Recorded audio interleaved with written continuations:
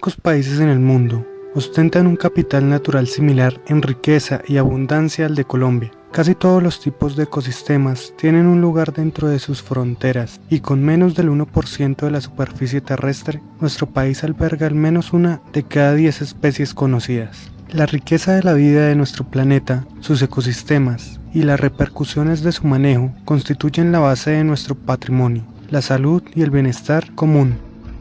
Plantas, insectos y especies representan más del 80% de los 4.7 millones de ejemplares que se encuentran en las 202 colecciones biológicas registradas en Colombia, evidencia de la biodiversidad pasada y presente de un país en constante transformación.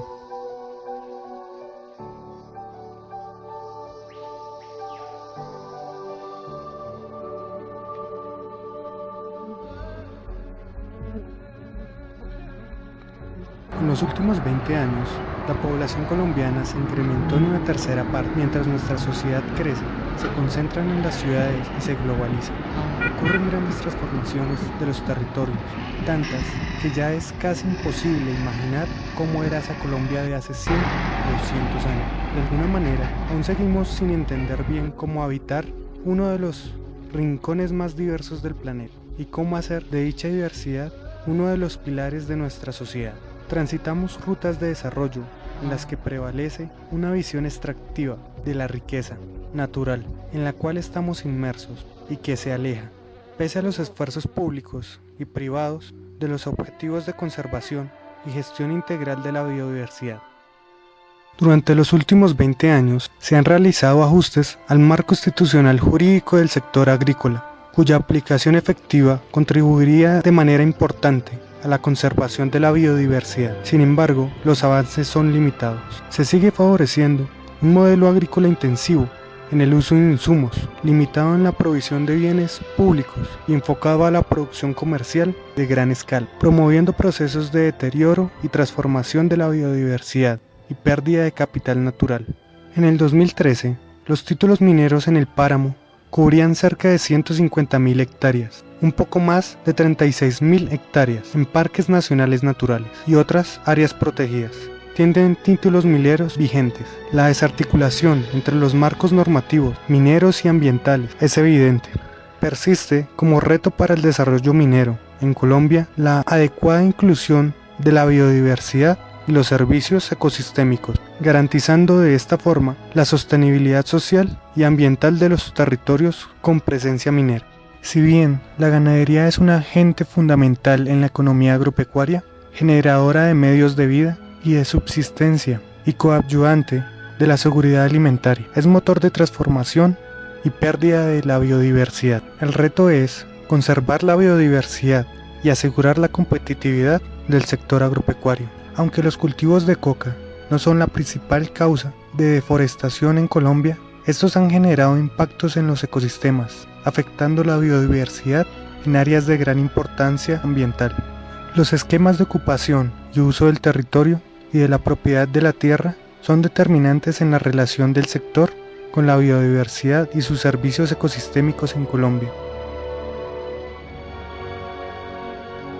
El conjunto de ecosistemas, pastizales, matorrales, lagunas, ríos, bosques, setos, se denominan paisaje, que consisten en un territorio. Si incluyen agroecosistemas como campos de cultivo, huertos, será un paisaje agrario. Los ecosistemas que integran el paisaje interaccionan entre sí, intercambiando materiales y organismos. Cuáles sean las interacciones a su magnitud dependerá de la estructura del paisaje, que el tamaño tienen los ecosistemas que lo integran y cómo se distribuyen en el espacio.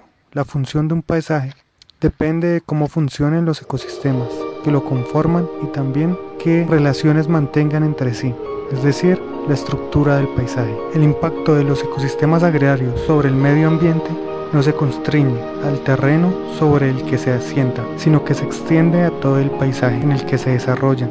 Ya se ha visto la pérdida de fertilizantes en ecosistemas agrícolas, modifica profundamente a los ríos y lagos a los que se va finalmente, y cómo las áreas cultivadas reducen la biodiversidad de los ecosistemas naturales con los que coexisten cuando los aíslan.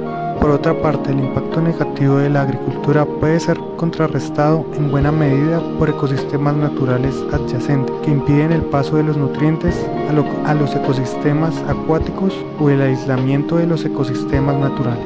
La magnitud del impacto de la agricultura sobre el medio natural depende en buena medida de la estructura del paisaje en el que se desarrolle.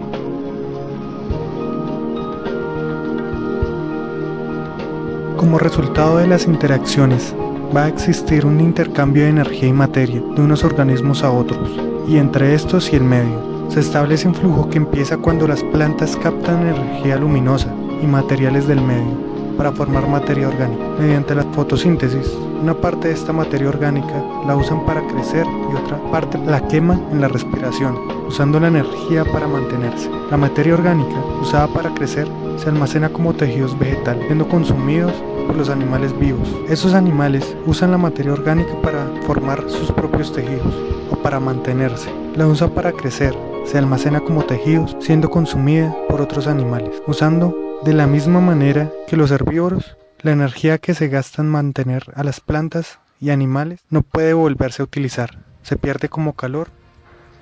Al finalizar, toda energía luminosa que captaron las plantas se ha gastado en mantener a los organismos. Es necesario que las plantas estén constantemente fijando energía luminosa para que los seres vivos se mantengan, pero los materiales pueden reciclarse cuando plantas y animales respiran. La energía se pierde, pero los materiales vuelven al medio en forma inorgánica, pudiendo ser usados de nuevo por las plantas para formar nueva materia orgánica.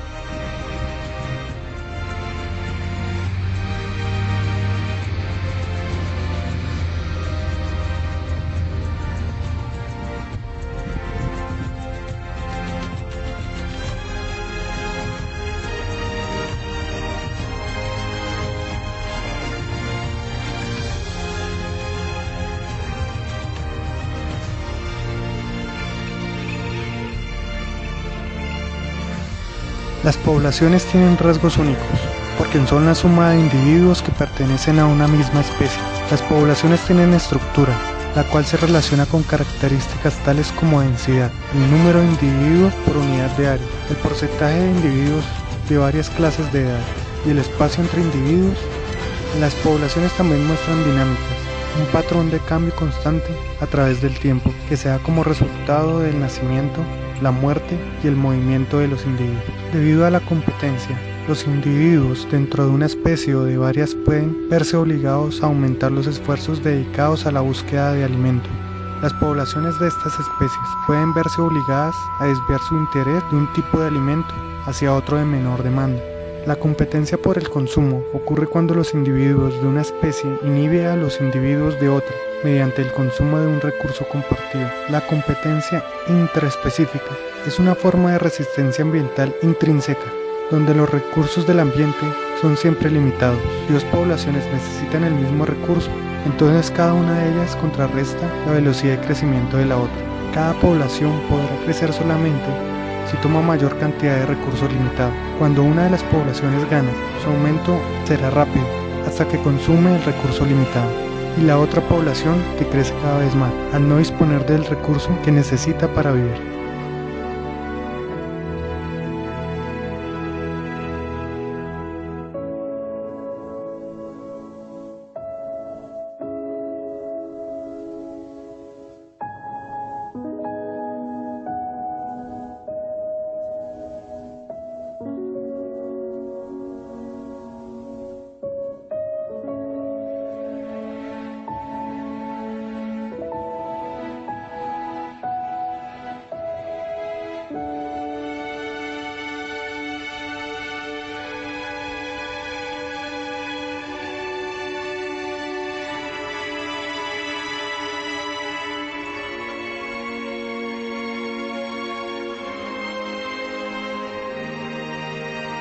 Y la Caribe, las cuales incluyen algunos de los ecosistemas más vulnerables al cambio climático.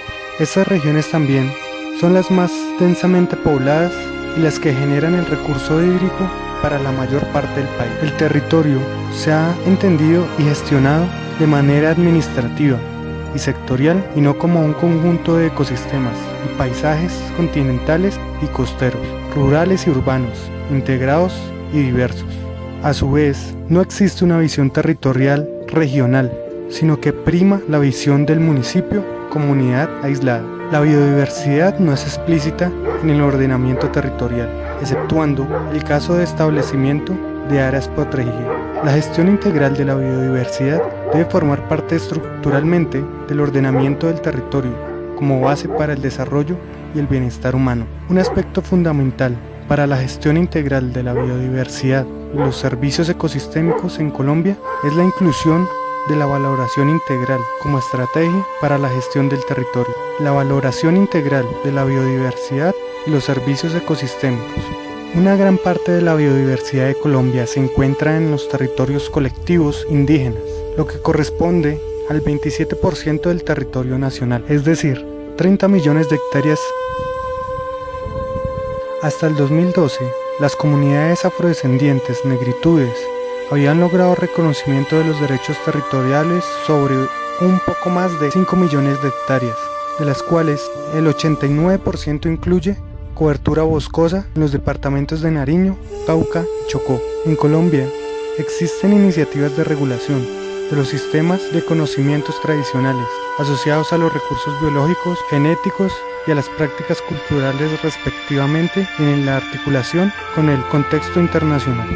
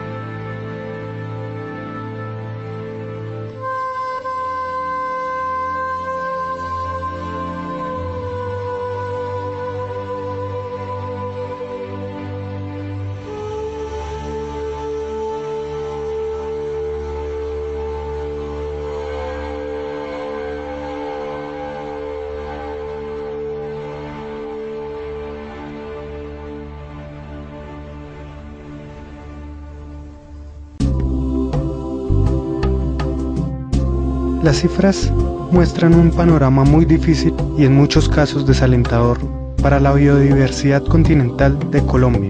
En buena medida, estos datos reflejan los efectos acumulativos de siglos de transformación e intervención humana sobre los ecosistemas continentales del país. Visto desde otra perspectiva, este panorama puede ayudar a la reflexión colectiva sobre los modelos de desarrollo de nuestra sociedad y el papel que la biodiversidad puede jugar como un factor esencial para el bienestar humano.